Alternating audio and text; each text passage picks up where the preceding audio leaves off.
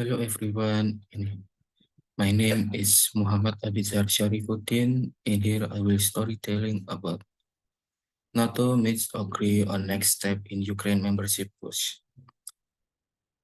Against French pressure, against French press Vilnius, Lithuania. NATO leaders met Tuesday in Vilnius vowing to send a positive signal to Ukraine on its quest to join the alliance. pushed by pushed by an pushed by an eve of summit breakthrough in Sweden's bid to join.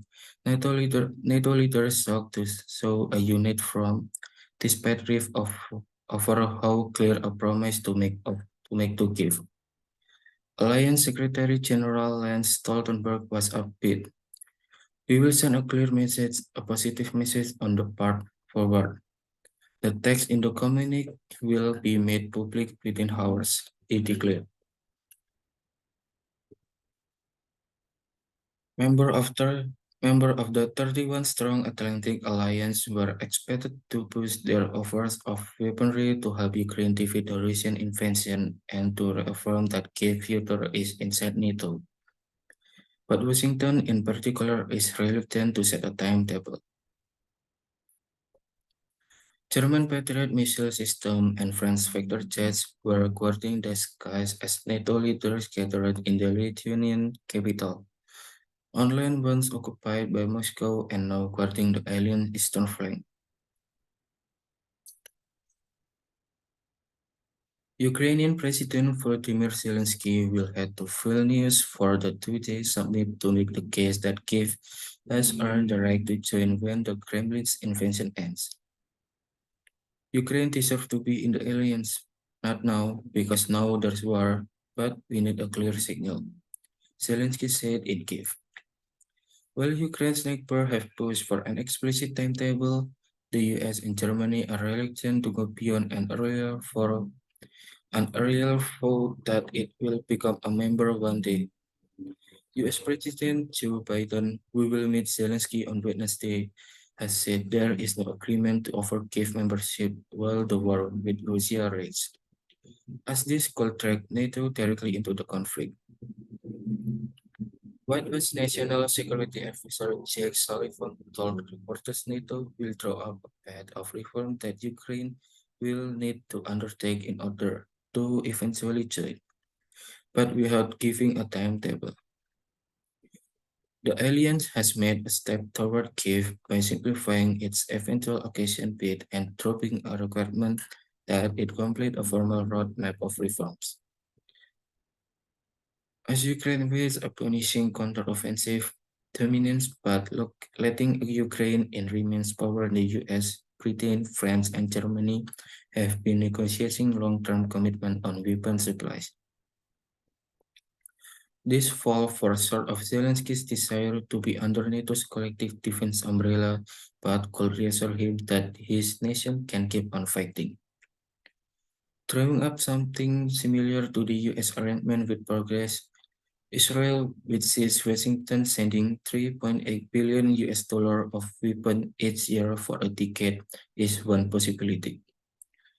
Lithuanian President Gitanas Nausėda insisted only NATO's Article 5 mutual defense clause can provide real security guarantees which will deter Russia from any future aggression. In a reminder of the daily threat that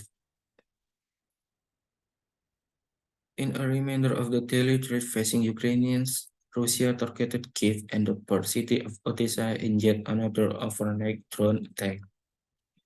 There was no immediate approval information on casualties. NATO overhaul. The biggest war in Europe since World War II has propelled NATO into the most sweeping overhaul of its defense since the end of the Cold War. Alliance leaders saw signs of new regional plans to protect against any potential Russian attack and agree to bolster defense spending targets. On our side of the fence, we have to up the game of preparedness and just keep our eyes open. Latvian Prime Minister Krišjānis said. But letting Ukraine in remains a step too far for some for now. Diplomats have been wrangling up to the wire over the exact wording of the final communique as they seek to convince Ukraine it is moving forward. In 2008, NATO left Ukraine in a gray zone by vowing it will become a member, but failing to back that up with any concrete. Kiev was to join the Western Bloc and raised Putin and was used as a pretext to justify his war. Turkey backed Sweden, but more than 500 days into the conflict, Putin is facing an even bigger NATO. After hours of talks, Turkey's President Recep Tayyip Erdogan on Monday ended months of deadlock by agreeing to forward Sweden's application for membership to his parliament for approval. Stoltenberg hailed a historic day that should help clear the way for Sweden to become the second new member since Finland joined in April. Turkey has been holding a Sweden's application, accusing Stockholm of harboring Kurdish activists Ankara regard as terrorists. So that's for me my storytelling about NATO needs to agree on next steps in Ukraine membership push. Thank you.